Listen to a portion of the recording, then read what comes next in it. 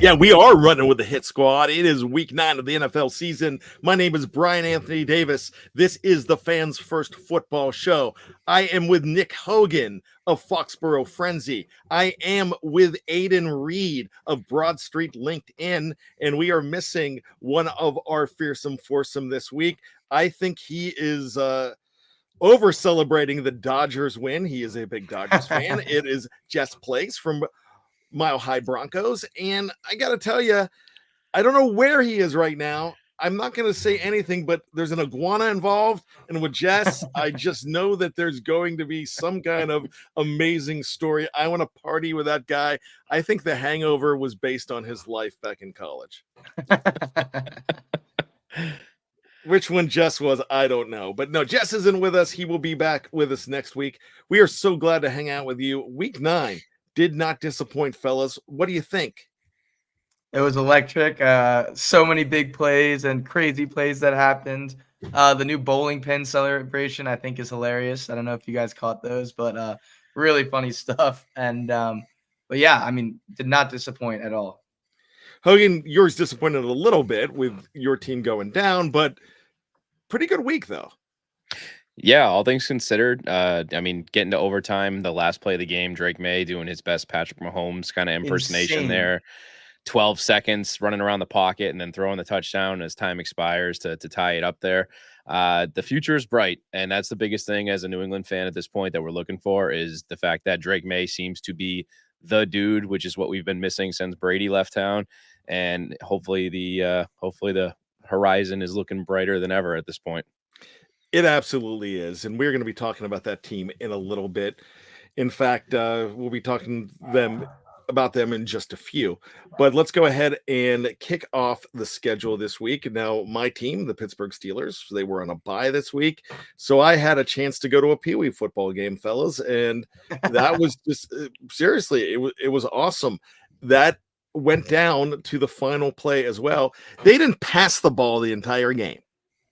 Nobody passed until the last play of the game, a 30-yard touchdown to come within 1 point, but they don't kick the extra point because they're 9 and 10-year-olds. So they ended up missing the 1 point conversion, the run. So the final score was 13-12. It was the team I was there rooting for. A great family friend. She is the left tackle for this team. She's 10 years old, and she had a great game. So shout out to our good friend Josephine, who's playing today. And they lost their opportunity to go to the championship game next week, but good job to the Hagerstown Packers. I'm really proud of that. So it's a lot of fun. You know, I got to watch a lot of football this weekend, but when you get to watch in that pure form, it's so special when you get to see, kids just out there 9 and 10 and playing their hearts out. So it was fantastic, and it reminded me why I love this game so much.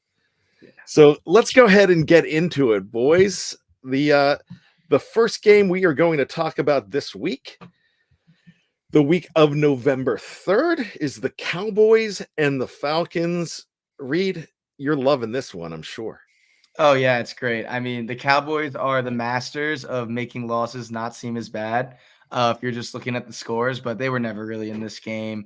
The big story from this is Dak obviously got hurt, looking like a hamstring injury. I'm not too sure how serious it is, but we'll definitely keep you posted and updated on that here on the Fans First Sports Show.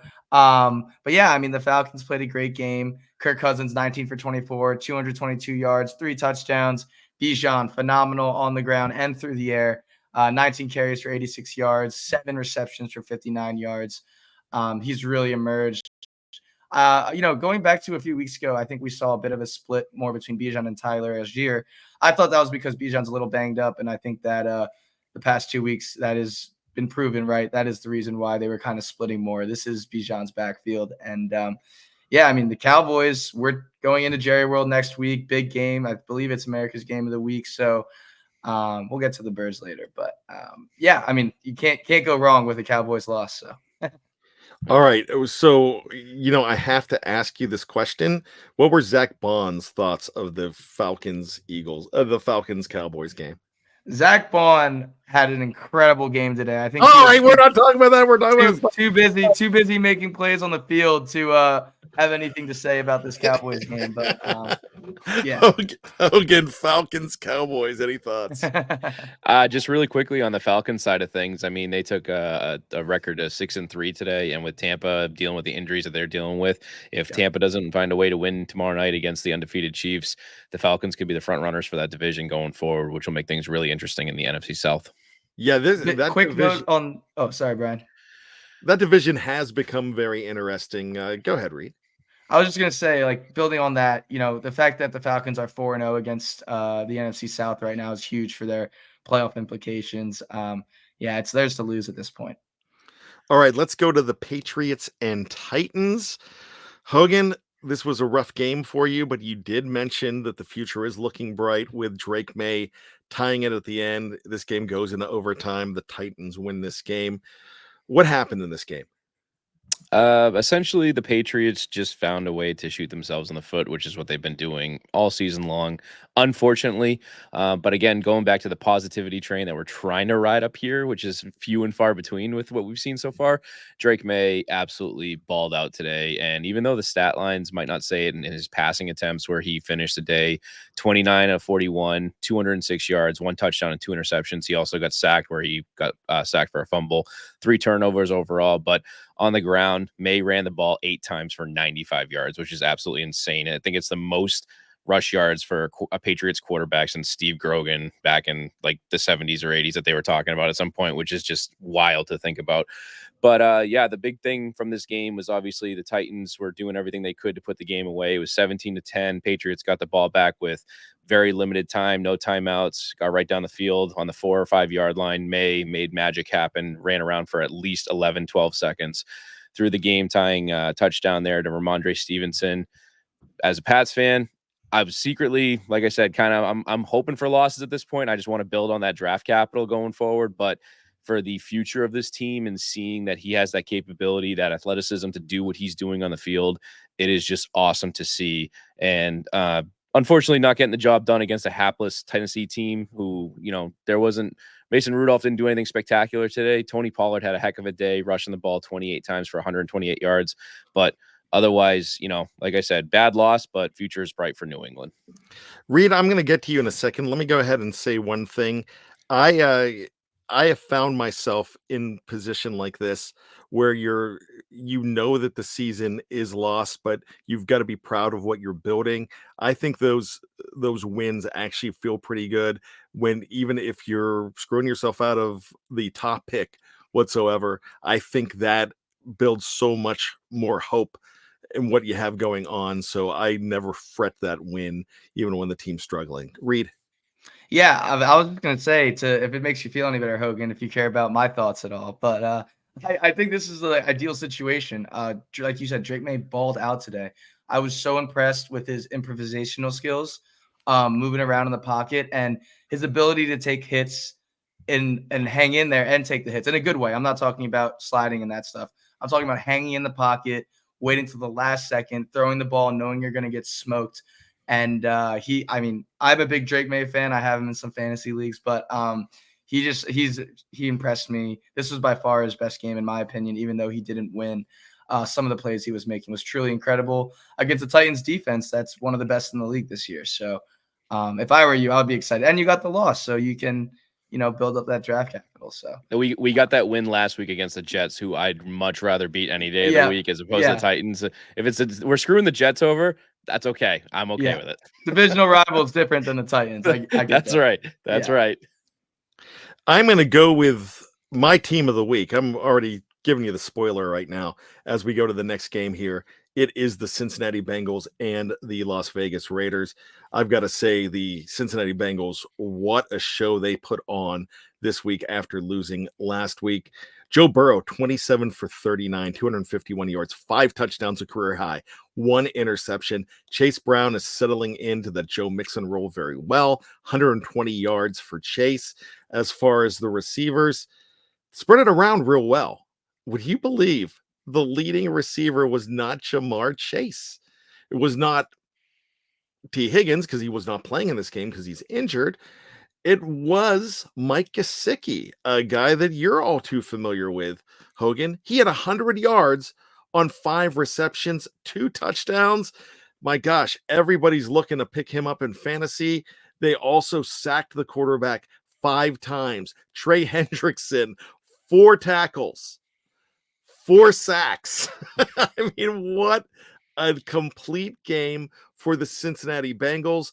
Really, the craziest stat out of this game was for the Raiders. 5 ankle injuries. 5 players exited due to being injured. 3 of them on the offensive line. If you want to count a 4th offensive lineman as a tight end, you could. Harrison Bryant went out with an ankle injury. Nate Hobbs, the corner, went out with an ankle injury. They lost 5 players to ankle injuries. Hogan, have you ever heard of this? No, it's absolutely insane that they kept losing the guys that they did, and we're still trying to fight in that game. Unfortunately, like you said, the Cincinnati Bengals were just on fire today, and it was funny that you bring up Mike Gesicki because watching him having the success he's having with Cincinnati makes me sicky because of what we saw last year from him in a Patriots uniform. So, but hey, well wishes to him at this point. It didn't work out in New England. I'm glad he's having some success in Cincinnati. And I think that's the Joe Burrow effect as well. Reed, you got to see the Cincinnati Bengals last week against your Philadelphia Eagles. And I've got to say, this was a completely different, fired up team. What did you see last week from the Bengals? And what was the difference this week? Yeah, I think the biggest thing was the turnovers. I know Burrow did have a pick six today, but the Bengals offense was humming against us. We just got the turnovers in the crucial situations. I don't think by any means we really shut them down. Again, the turnovers came at key moments there in the game, impacted momentum heavily, I believe. But this offense is legit, and if the defense can figure it out, which they did today, granted against the Raiders, Bengals are 4-5. Watch out for him. I mean, they're not dead. So I could definitely see them sneaking into a wild card spot here. Obviously, they're going to have to play really well down the stretch here. They really can only afford like 1 or 2 more losses, I would say. But hey, they're alive. And the Raiders right now have lost 5 straight games. They were 2-2 at one point. They are now 2-7. They lost in week 3 to the Carolina Panthers, who won today, and that's the game we're going to talk about next. But that means that with the Titans winning and the Saints winning, teams like the Patriots, teams like the Raiders, they are now looking at the possibility of that number 1 pick. Mm-hmm. So let's go ahead and talk about the Panthers and Saints. Reed, this one went down 23-22. Seemed to go down to the end here. Yeah, I mean, you got to give I'm happy for Bryce Young. I mean, the guy's been getting crucified. And, it's funny. You look at what CJ Stroud's doing with no O-line and no weapons, kind of comparable to Bryce Young with no O-line and no weapons, just throwing that out there. But yeah, Bryce Young leading that game-winning drive at the end of the game to win. It was just made me happy. Chuba with the game-winning touchdown. Chuba Hubbard, after starting off very hot, kind of quieted down, bounced back today with 2 touchdowns. I really like Jalen Coker, the rookie for the Panthers. He only had 2 catches and 36 yards today, but hey, look, they obviously are on full sale mode. Deontay Johnson going to the Ravens, but I'm just happy for the Panthers. I mean, it's tough, I feel like, to have to go to work and practice your ass off every week and just to get smoked. So it's good for them. And then on the reverse side, the Saints are an absolute mess. I thought that with Derek Carr back, they would at least be able to beat the Panthers. We saw what they did to them in week 2. Or was it week 1? Week 1 or 2 of the season. Kamara still had a phenomenal game, 155 yards on the ground. Also led the team in receiving with 6 catches and 60 yards. But yeah, I mean, Saints, I don't know what to make of them. It's crazy to say that they have the same record as the Panthers now when, to start the season, everyone's like, are the Saints legit? Are the Saints legit? But yeah, hey, the NFL is a long season, so it's a week-to-week league. The Saints started out 3-0, correct? 2-0, I believe. 2-0. Okay. For some reason I thought they started out 3-0.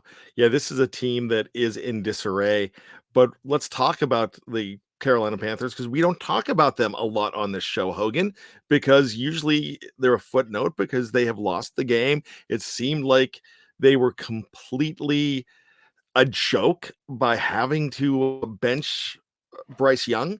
Now he's back. Is this do you go anywhere else but try to grow Bryce Young and get him redemption for this season? Potentially, there's definitely the potential there. Unfortunately, I don't see a lot more success coming Carolina's way going forward because it's not like they have a very layup schedule coming up for them. I think the Saints game just kind of happened for a picture perfect moment for Bryce Young and the Carolina Panthers today, where just the Saints are falling apart, like Reed touched on, as fast as they have been. And it was just kind of a lucky win today because at the end there, they still only won by 1 point. It wasn't like they blew them out or anything like that. And there's still a lot of young talent on this team that has a lot of growing and to do. And like you touched on, they're in fire sale mode right now. We're dumping Deontay Johnson the way they did and starting a lot of rookies across the board or first year players on everything like that. The sky is not the limit for this Carolina team, but it's definitely a good experience for these young guys to get the experience that they can right now to hopefully build for a better future going forward. Deontay Johnson is now in Baltimore. Baltimore just walloped the Denver Broncos today by the score of 41-10. Maybe that's why Jess is not here. Hogan, the Ravens, after that setback last week, they put it into cruise control today, and it was no joke. The Ravens look back. Yeah, count me on board as a full-blown support for Derrick Henry getting the MVP as of this point right now. He is just a man on fire since putting on that purple Ravens uniform. He already eclipsed 1,000 yards going into this game, which is absolutely mind-boggling considering we weren't really at the halfway point until this game went down today. Again, 23 carries, 106 yards, another 2 touchdowns against a very, very good Denver defense that has been, shutting down a lot of teams lately.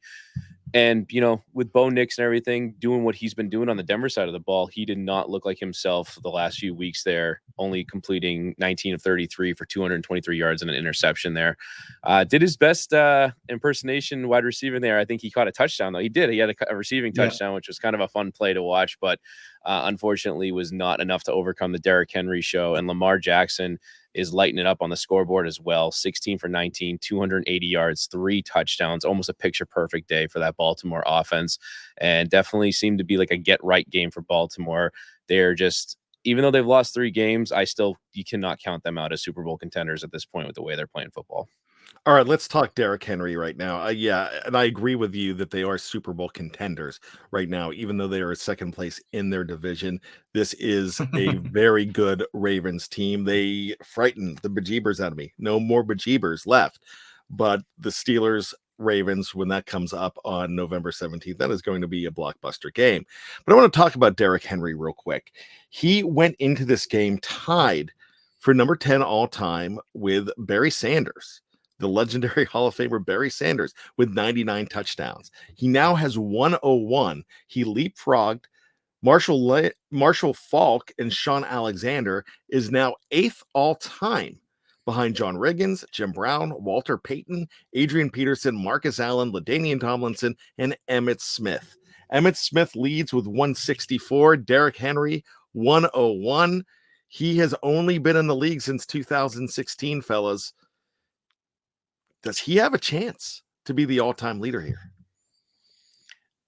It's tough. I'll take this one real quick. I don't know if he's going to have the longevity of what Emmitt Smith did. And again, to go back to what Emmitt Smith did at the time that he played in is still miraculous if you think about it, playing in the 90s into the early 2000s where, football was still really football, as I consider, with the hits that they doled out that weren't penalties and really protecting a lot of the players. But what Derrick Henry is doing is absolutely special. I'm not taking anything away from what Derrick Henry is doing. A lot of people forget that Derrick Henry was drafted in the 2nd round of the NFL draft. He was not considered a first rounder. He was too big to be, a fast guy. He was considered a power back and everything. And again, what he did with a mediocre to poor Tennessee team for a very long time down there in Tennessee was, very, very well. And now that he's with a run established offense, the way he is with the Harborough up there in Baltimore, the sky's the limit. Another 60 touchdowns is it's not an easy thing to do unless you're LaDainian Tomlinson in his prime where he's getting like half of that in 1 year. But I don't know. He could certainly do it. I don't know if the cards are there for him. All right, let's go ahead and take a break. This has been a lot of fun so far. There's a lot of more great games coming up here on the Fans First Football Show from the Fans First Sports Network. Watch me go, never slow. Make 'em whoa. Watch me go. Ready, set, go.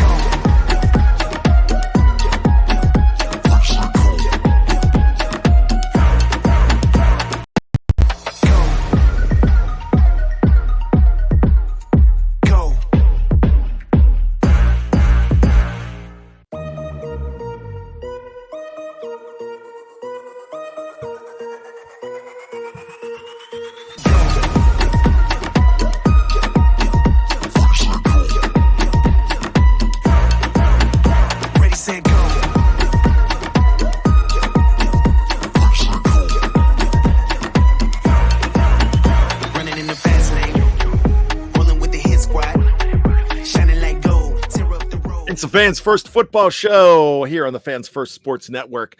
Whatever team that you follow, definitely make sure that you check out FFSN for all of your professional sports needs. We got it all. We're growing more and more each and every day. So glad to be here with you. Thanks for hanging out with us. I am Brian Anthony Davis with the Steel Curtain Network. Also, the Las Vegas Raiders insider, the Jacksonville Jaguars insider, now the Los Angeles Rams insider. I do production for all three of those as well. We have here from Broad Street LinkedIn, my good friend Aiden Reed, Nick Hogan from Foxborough Frenzy, and on assignment, well, we're going to call it assignment. Who knows what debauchery Jess Place is involved in as we speak, but Jess from Mile High Broncos, he is out tonight. We will probably see him next week. Gentlemen, week 9 has been epic. Hogan, have you enjoyed this? Absolutely. It's been a blast so far, and it's absolutely crazy to me that we're already halfway through the NFL season at this point. Don't say it. I can't hear you. Yeah, I mean, I had to talk Reed down off the ledge because we had to turn the clocks back. So actually, that bums me and my wife out that we have to turn the clocks back. It's like, God damn it. When are they going to get rid of that? I mean, it's terrible. I'm leaving work. It's already dark. I don't know what to say to that, Reed. I was just they making gotta a change reference to it. All right. Okay.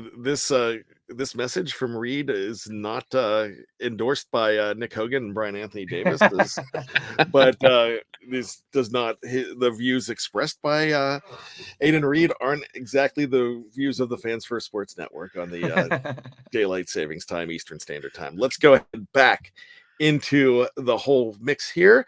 We are going to go back to the NFC. The Commanders are hot, man. They are hot. They have the Steelers next week. That's going to be a fun game, but it's the Giants. Commanders 27, Giants 22, Reed. These are two teams you're very familiar with. Yeah, Jaden Daniels has been so good, and there's no way around it. I really hope your Steelers beat him next week, but he was 15 for 22 with 209 yards and a touchdown. With Brian Robinson injured, the Commanders were spreading the ball around on the ground. 4 different rushers for 149 yards. The Giants did leave some points on the board. I know the analytics say go for 2 if you're down 14 in the quarter. If you put those 2 extra points on, it actually was a really close game. Daniel Jones finally threw a passing touchdown in MetLife after like a disgusting amount of days. It's actually pretty sad. I was hoping the Giants would win for NFC East implications, but for the most part, the Commanders kept Neighbors in check, which I was a little bit surprised about. That defense hasn't been too good, but Neighbors had 9 catches for 59 yards, and the Giants did get the ball moving on the ground, rushing for a total of 164 yards. But at the end of the day, I think we didn't learn too much from this game. The Giants are still the Giants, and the Commanders are one of the hottest teams in the NFL. Hogan, in 1957, Jim Brown was the Rookie of the Year but he was also the first rookie and last rookie, excuse me, not the first, but the last rookie to be named MVP of the league. I know you just talked about how great Derrick Henry is and how you would endorse him for MVP, but Jaden Daniels has the look of a most valuable player in the NFL. What do you think? Absolutely. The potential is right there for him to blow everything away in terms of expectations with what he's done in his rookie campaign so far. And the biggest thing is I'm endorsing Derrick Henry for what he's done so far. If the wheels fall off for Derrick Henry and Jaden Daniels continues to do what he's doing at this point, there's no reason why he can't be in the discussion for that MVP race where he has just been lights out and turning around the fortunes of this Washington team that was a joke, a dumpster fire last year. And they are legitimately scaring teams in going into this year. And you're even seeing reports of players that want to be traded to Washington, which when's the last time we've ever seen that in this century? Yeah. Reed, the rookie wall, is that, do you think that's a possibility here for Jaden Daniels? It didn't really happen to CJ Stroud last year. Yeah, I don't think so. To be honest, he's been playing out of his mind. I hate how many flowers we're giving him right now. But I think it's worth noting that this is the Commanders' best start since '96, almost 30 years.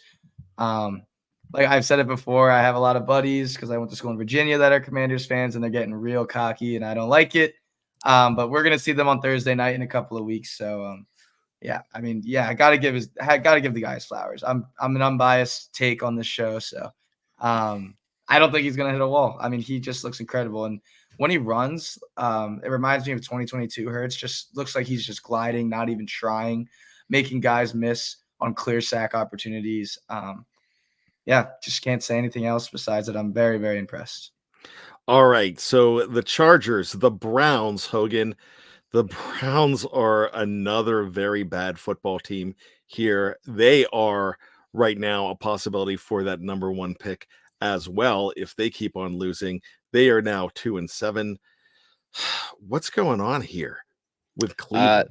They are the definition of Dr. Jekyll and Mr. Hyde at this point, where Cleveland, you just can't figure it out. You can't put your finger on it. Famous Jameis, as I love to call him, 30 for 30 Jameis. You never know what you're going to get from him. Last week, he shocks everybody. They go out and they upset the Ravens in one of the biggest upsets of the year. This week, they continue to roll where you think, like, okay, they have a good shot of playing against a banged-up Chargers team, and he goes out and throws 3 interceptions where he looks like a shell of himself compared to last few weeks. So, yeah, Cleveland's just not getting it done. I believe I saw Myles Garrett had himself a day, though. Yep, 3 sacks there. So let's just wrap it up and give Myles Garrett his Defensive Player of the Year award for you, Brian, as I know we love to talk about on here. But on the Chargers side, obviously where they got the victory today in the 27-10 win, Justin Herbert looks okay, 18 for 27, 282 yards and 2 touchdowns. The real story is since the other Harbaugh brother getting to Los Angeles, I almost caught myself. I almost said San Diego, but I didn't. The running game has just evolved out there where losing Eckler the way they did, bringing in J.K. Dobbins, he looked like a beast again. 14 carries, 85 yards and 2 touchdowns. The Chargers, they're 5-3, probably not going to win the division with Kansas City out there, but watch out for them. They're a sneaky good team. They absolutely are. Let's talk about the Chargers a little bit more. I was going to talk about them sneaking in, Reed. Do you feel that this is a team that's just lying in wait? 100%. Like Hogan mentioned, I don't think they're not going to win the division with Kansas City in there, but definitely a wild card spot. I think they're like first or second in the wild card right now with that 5-3 record. But what I'm most impressed about with the Chargers, and you knew this was going to happen with Harbaugh coming in, is the defense. They're allowing it's going to be lower now, but going into this game, they were allowing 13 points per game, 9 touchdowns on the year. It's truly incredible how Harbaugh has turned around this defense, and they've been playing out of their mind. Yes, the 3 interceptions might have to do a little bit more with Jameis than the corners, but I mean, just hats off to this Chargers defense that's playing out of their mind. All right, let's go ahead back to one of our few interconference games here. There, as we have, is it inter or intra? I always mess that up. I think it's What do we Inter. Inter. Okay, I see, think so. Don't think quote me on that though. I think Oh, I'm quoting you. Intra would be inside the conference. Okay, we probably need to look that up. Let's talk about this game, and you have the banner behind you, so I'm going to let you lead off on the Philadelphia Eagles beating the Jacksonville Jaguars. We did have the first ever touchdown for the number 1 pick in the 2022 draft in this game, but that was for the Jaguars. Let's talk about Eagles Jags. Yeah, I'll try to keep it brief. Nick Sirianni left 9 points on the board. This shouldn't have been a close game. We should have blown this lead at the end of the game. I mean the Eagles, sorry, not we. I don't play for the team, but yeah, Saquon's unbelievable. Probably the most impressive play I've ever seen on a football field today with the backwards hurdle. I don't think that'll ever be done again. But 27 carries, 159 yards, and a touchdown, plus 3 catches for 40 yards and a touchdown. Hurts also had 3 all-purpose touchdowns, 18 for 24 with 230 yards. The Eagles defense played really well. Stopped Trevor Lawrence to 169 yards. Rushing attack altogether only generated 60 yards for the Jaguars. Turnovers were big, 2 interceptions for the Eagles, and Sidney Brown absolutely lit up the punt returner. I believe it's Trammell. For the fumble, which was big to start the game. We finally broke our first quarter, no point scored streak. But yeah, overall great game. But honestly, we should have lost. They had a chance at the end of the game to score a touchdown due to Nick Sirianni's play calling. And I have to give my boy Zach Bond a shout out. 10 tackles, leading the team. He was great in coverage today, which was the most impressive thing for me. And he had his second career interception, first with the Eagles. So Zach Bond, my man. Okay, Hogan, here's the big question here. Does Reed love Zach Bond more than he hates Nick Sirianni? That's a phenomenal question. I think that's almost a coin toss at this point because you don't know which one you're going to get whenever he starts talking. If Sirianni should be fired or if Zach Bond is the defensive. I mean, player they keep winning. This team keeps winning. Fire them every single. I did say fire a few weeks ago. I definitely did, but I'm not saying it's decisions like that. Like, for example, we got stuffed twice on the tush push on 2-point conversions, and then you have a 4th and inches. And you get scared, you overthink it, and you have Jalen Hurts rolling out, and that's what gave them a chance to win the game. And I also, sorry, I know I'm going a little bit long here, but did you guys see the Saquon fumble? I didn't see the fumble, but I saw the ridiculous play you were talking about. I'm sorry. Yes, I did. The one where they returned it for the touchdown, and they were saying that he was down by contact. I did see that. I've never seen that in my life. Yes. How in any world is that not down by contact? He got hit in the leg, fell over, and they said that he was not touched. And the thing that pissed me off the most is that they took 20 seconds to review it. It's like, this is changing the game. Why are you taking 20 seconds to review this? And he so clearly got it. Was I was screaming at my TV. I couldn't believe it. NFL refereeing this year has been very interesting, is the word that I'll use at this point, because it is the inconsistency from week to week has just been mind blowing. Vegas made the call. I know there was a lot of money on Eagles plus 7.5, so I'm convinced Vegas made the call. As a non-fan of either the Eagles or Jacksonville, it made the game super interesting because I remember I looked away from my TV where it was 22-0, and then I looked back and it was 22-16. And I'm like, okay, it's a game now. So 14 seconds, 2 touchdowns in 14 seconds. It's crazy. That's right. Okay, well, while Reed gets an opportunity to adjust his tinfoil hat, what's going on with Jacksonville, Hogan? This seems to be a better team than this. They do. It's just it's another franchise that I feel is just snake bitten at this point, where it seems like they have a lot of talent across the board. They should be in a better position than they are. And again, if you look at their schedule, honestly, they're just as easily 2-7 the way they are right now. They easily could be 5-2, or 7-2 or whatever else, because they've been in a lot of close games. They played the Texans very close. They played the Dolphins very close. And I touched on this earlier when the Patriots played them in the season, and they're not a bad team by any means, but it's just something with Doug Peterson is just not working down there right now. And I'm very curious at this point if he's going to be able to retain that coaching position down there, because I think if they're able to get healthy and get all the cylinders firing down there in Jacksonville, they could scare some people and make some pushes down there. But if he's going to be given that time, I don't know if it's going to happen this year or in the future at this point. All right, let's talk about the feel-good team of the year so far. It's the Arizona Cardinals. At home, 29-9, and it wasn't even that close against the Chicago Bears. Hogan, let's talk about this. Yeah, this game actually really like jumped out to me because it was an interesting matchup where you have two number one overall picks battling each other with Kyler Murray versus Caleb Williams, and obviously the interesting factor was going to be how Caleb Williams and the Chicago Bears were going to respond after that heartbreak last week against Washington on the last second Hail Mary there, and they were just a no-show against Arizona, who Arizona is starting to turn some heads at this point. As much as it's crazy to say at 5-4, they are the leaders of the NFC West at this point with the way that everybody else is playing out there.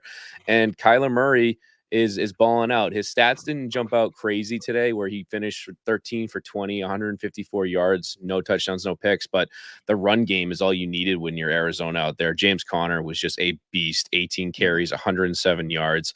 He didn't get any touchdowns. The other guys were vulturing in there with Trey Benson and DeMarcado, but the Arizona just looked unstoppable, and Chicago is going the wrong direction in this season, where we joked a couple of weeks ago that they were 4-2 and de facto they were the last place in the division, but now they're going to be last place in the division going forward with the way that they're playing now at 4-4.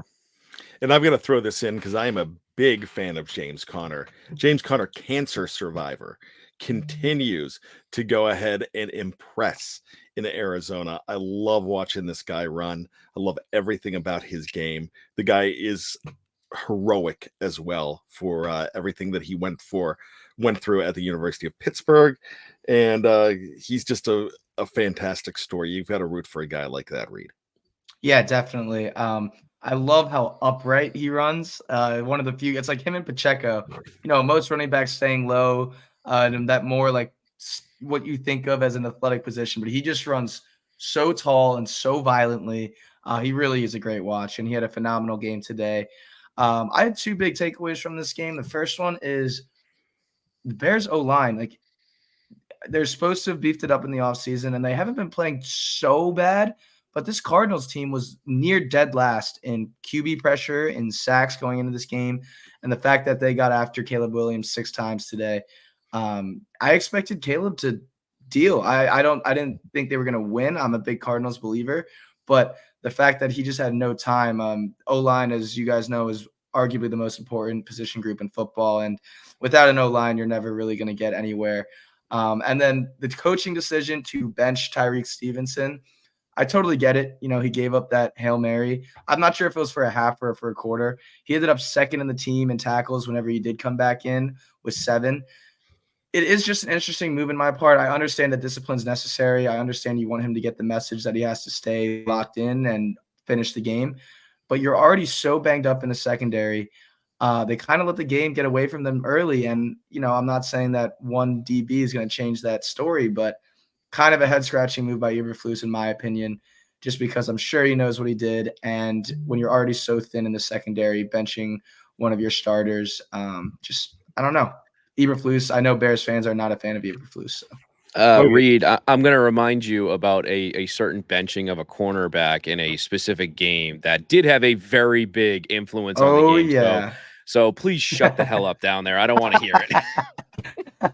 Eric Rowe, my hero. Put Malcolm Butler on the bench. Yeah. Thank you. Thank you for reminding me of that. Thank you. Let's move on, shall we? Oh, gosh. That Super Bowl's never going to go away for both of you guys. Eagles, and what was it, 52, 53, 52? 30, 41, 33. Yeah, No. What was the number of the Super Bowl? 52, Super Bowl right? 52. It was 52. Yeah. Okay. Yeah. You guys are never going to stop talking about that. Again, moving on to our next subject here, Brian. What are we talking about? Just one last thing about the Cardinals. I think it's actually interesting that Marvin Harrison Jr. is not going absolutely crazy, and they are still winning. And that you would have thought that he would have been a guy that would have to carry this team. I think that's actually a very good thing, that they're finding ways to win, and this guy is only going to get better as far as I'm concerned. As we go ahead and move on, let's go ahead and talk about the Lions and the Packers. Probably one of the biggest matchups of the day. It's Detroit Lions 24 and the Packers 14, Hogan. Yeah, this game obviously was touted as the big game of the week, and everybody was really excited about two of the top teams in the NFC North battling each other. Unfortunately, Green Bay didn't get the message. This was the Detroit show from the get-go, where they laid the smackdown, and I was shocked that they did this in Lambeau too, where it was pouring rain, the weather conditions were terrible. Jordan Love, very pedestrian day, obviously coming off that groin injury that knocked him out early in the game last week. But he finished the day 23 for 39, 273 yards and an interception. Josh Jacobs was pounding the ball on the ground, though, 13 carries, 95 yards. But again, it wasn't enough to overcome what Detroit is doing. And honestly, they didn't have anything crazy stat-wise offensively, but their defense, ever since Aiden Hutchinson left, it's like they are a defense reborn, where they are just getting after opposing teams. And again, the biggest stat that blows my mind to this point that they showed, I think it was the last 6 weeks, the Detroit Lions have 24 incompletions, and overall they have 28 touchdowns. So they are getting more touchdowns than incompletions averaging the last 6 weeks, which is just, I don't think that's ever been done in football ever, and I don't know if we'll ever see anything like this again. Detroit, I tip my hat to you. I never in my lifetime thought I was going to sit here and say that Detroit might be the best football team in the NFL right now. Yeah. And that leads to what I was going to ask Reed. And Reed, they're the odds-on favorite for number 1 seed in the NFC, wouldn't you say? Oh, 100%. They're an absolute wagon. If I had to pick an NFC champion right now, it would be the Lions. They're just having their way with teams like Hogan mentioned. I did expect a lot more out of Green Bay, but staying on Detroit here for a second, what impressed me the most was a lot of people, they say Goff's a dome merchant. He only plays indoor games. He actually only has 3 outdoor games this year. This was his first one of the season, and you couldn't have asked for worse weather. And he still went out there, only threw 4 complete passes. Nothing eye-popping off the stat line, but I think that's due to the weather conditions. And Detroit got it done outside. Last year, a lot of people were also saying they just play so much better inside in their own house. But, yeah, I think this game was lost with less than a minute to go in the second quarter. Packers, they're down 10-3, chance to go drive and get a field goal, and that horrendous pick 6 from Jordan Love. I think that pretty much sealed the deal going into the half, down 17-3, and the Lions get the ball back at half. So, but yeah, I mean, I expected more out of Green Bay. I still think Green Bay is a very, very good team. But holy smokes, the Lions are just a wagon. There's no other way to put them. They're actually playing so unreal right now. Hogan mentioned the incompletions versus touchdown stats. And yeah, I'm terrified of them. I'm terrified of them. I think Goff could actually be an MVP candidate as well. And I'm also of the belief that that was a great trade for both teams, Goff and Stafford. In fact, Yes. actually, if Detroit ends up winning a Super Bowl, they probably actually win the trade because of the extra compensation they got Yeah. from the Rams. Stafford Yeah, I did win could the see Rams that. one. I'd probably be like the most fair trade ever if they both got one. That would be insane. Yeah, it would be the most fair, but I would think that the reason I said that comment is just for the fact that the Lions would have not done it without not only Goff, but they would also those picks that they got from the Rams as well. So yeah, I think maybe it's safe to say nobody won it, and it is just a great trade for both ways. One of the most even trades I've seen in a long time. Yes, definitely. I agree.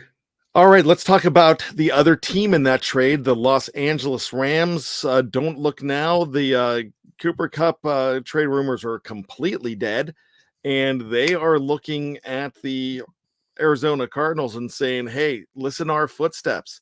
Rams 26, Seahawks 20 in overtime. I got to tell you, Reed, this was a fantastic game too. Fantastic. I just love Stafford so much. And that absolute bomb to Demarcus Robinson to win the game. I know you shouted out, you called Demarcus Robinson's performance early, Brian. I remember back in like week 2 or 3, you were talking about him. But I mean, Cooper Kupp is just a receptions monster. I know Puka got ejected for throwing that punch, but 11 receptions, 104 yards. Great game from him. And Stafford, 298 yards, 2 touchdowns, and a pick. The Seahawks, I mean, this was a huge game at home, divisional implications. Like, It was just, Stafford just did his thing and went out and balled and won in overtime.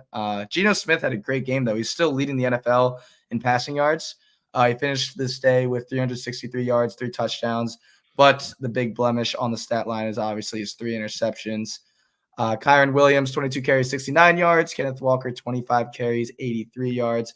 And you got to shout out JSN, Jackson Smith and Jigba, with DK Metcalf out.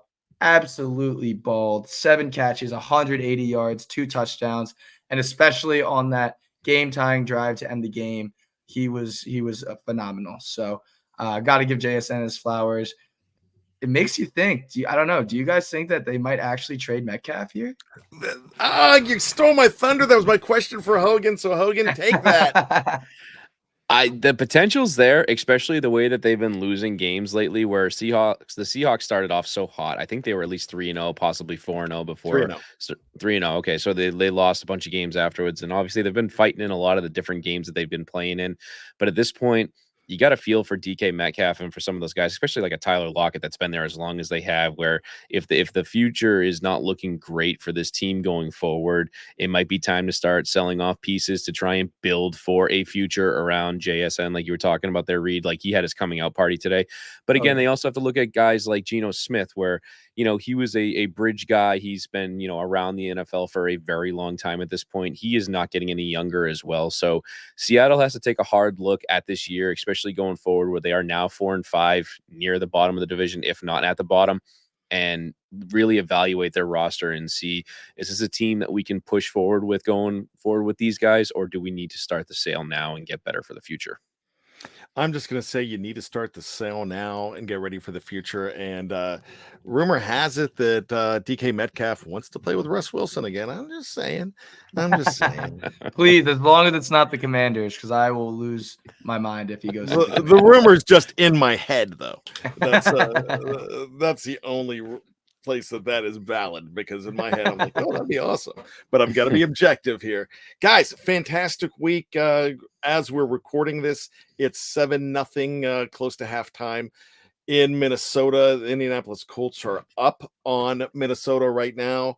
Indianapolis made that big move this week by benching Richardson. Now Flacco is the guy again. Are they giving up way too early on Richardson, Hogan, or is this something that just has to happen? My personal thoughts on this, I honestly think that this is an okay move, but I think honestly what would have been a better move is to have not played Richardson as early as they have at this point. I'm a firm believer in trying to not play quarterbacks in a very poor situation before they need to get on the field at this point. And obviously Richardson, I believe we talked about this last week a little bit, where he's just he came from a tough, college team where he wasn't, a 4-year starter or anything like that. He wasn't considered a Heisman Trophy guy or anything. He got very lucky in terms of where he got picked in the draft. And I think he went to a team that he can be successful with long-term. But at this point in his career, he's a little young. He's a little immature, especially with the press conference last week coming out and saying that he was tired, where he pulled himself out of the game like that, where Joe Flacco is a guy that you could ride for a little while, even though the age he's at, he's still able to get things done. We all saw what he did with Cleveland last year. And obviously, if you're riding with Flacco the rest of this way, the hope shouldn't be too high in Indy at this point. He's going to be that bridge guy. But hopefully Richardson can take a page from Flacco's book and learn and be more mature and figure out the things that he needs to do going forward to become a better pro quarterback going forward for Indianapolis. The Cinderella Vikings at the beginning of this season, they started off very well, Reed, and now it seems like they are in the tank. Yeah, it's not looking great. Darnold's sack fumble recovery for a touchdown in this game that is going on right now is the only points. It's been a very slow defensive game. Not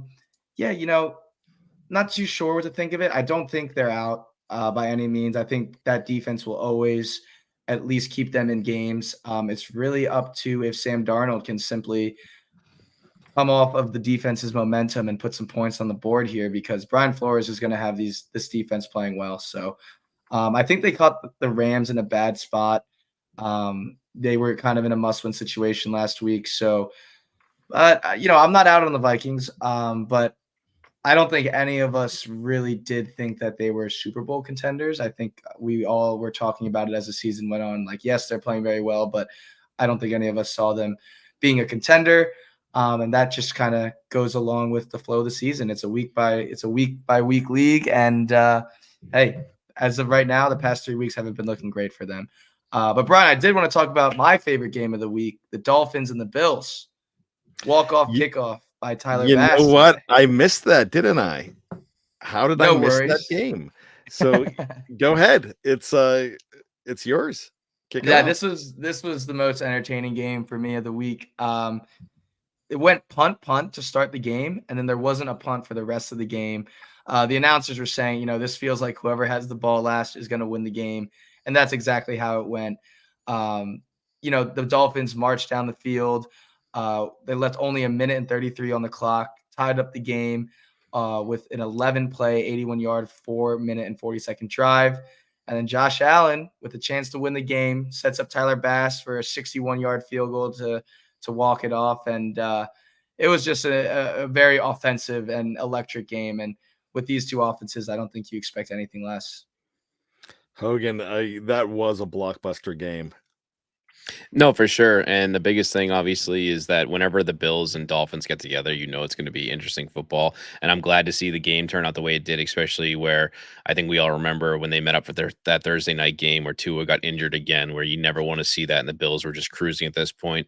But yeah, this was certainly an exciting game. And it's going to be interesting going forward if Buffalo is going to continue this momentum where they're 7-2 right now. Again, they're leaders atop the AFC right there with Kansas City and the other teams. So watch out for the Bills.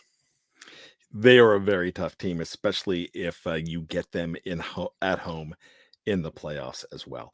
So it's time to get on out of here. I appreciate the save there, Reed. Thank you very much. No I would have problem. had Bills and Dolphins fans wanting to come to Maryland and hunt me down. So so I do apologize for that. And Hogan, you just had to talk about two AFC East teams, and I thought, so that's why you weren't speaking up. You're like, I don't want to talk about those two guys. They look too I hate good. them I both. don't like So. it. Yeah, exactly. No, I don't. I deal with them enough in the regular season. I don't need to talk about them anymore. All right. So next week we will be back and better than ever. We might have 4 of us here. I am going to the Washington-Pittsburgh game, but I should be back in plenty of time to do this show. So I am very excited about that. Hopefully we are going to be talking about a fantastic football game there between the Commanders and the Steelers. And of course, we've got a lot of great games on tap next week. Man, there are some good ones. Any games that you guys are looking forward to next week? Starts early for me. Bengals Ravens on Thursday night. You know, like we talked about today, the Bengals are really in like must-win territory almost for the rest of the season. So prime time in Baltimore. Very excited to see how that game shakes out. Hogan. For me, I'm looking at the Lions and Texans. I know the Texans are coming off a tough loss, obviously, to the Jets on Thursday night there. But obviously, with two high-powered offenses, when they're both firing on all cylinders, this could be a really exciting game. CJ Stroud versus Jared Goff. Count me in for Lions versus Texans. Can I shock a lot of people here and say one that I really think is going to be exciting? I want to see 49ers Buccaneers. Yeah. I actually think that's going to be a fun game to watch, especially with the Baker Mayfield fantasy football experience this year. He's been crazy on the stat sheets. Yeah, absolutely. And it is time for us to get on out of here. Thank you so much. We will have Jess back next week.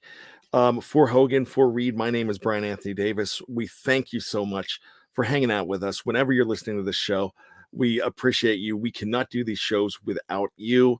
You are what fuels us. And make sure you tell all your friends, all your football friends about us here. We are here each and every week in some kind of form and lineup. The 4 of us we might not be here every week, but we're here in spirit and we're glad to be here. And you will have some of us here. I think right now, Hogan, you're the only one that has not missed a show. That's so shout out to the Patriots for not having any primetime games. So I'm here for you guys. You're the Iron Man of it. I do have a confession to make. I got familyed last week and I got wifed, and I was supposed to do the show, and my wife said, I want to go to a concert. And I did not tell you because I did not want to hear you guys making fun of me last week. Well, it depends on who the concert was for. That's right. That's right. Who is it? I was at the farewell tour of 71-year-old Cyndi Lauper. Oh, very nice. Okay. And she was phenomenal. That's awesome. I'm happy you had a good time, Brian. You need a That's break what too. matters. You need a break That's too. right. I was actually producing shows, producing interviews, and producing shows from the seat. But time after time, it was gorgeous. That's all I gotta say. All right, it's time to get on out of here. Thank you so much. And for Jess Place, it's Nick Hogan, it's Aiden Reed. I'm Brian Anthony Davis, and we have one thing to say to you all, and it's simple. It's 2 words. Boys, Go football. Go football. go football indeed. We will talk to you next time as I'm trying to extend this just to find my music. We'll see you once again. Go football. Watch me go, go. Never slow.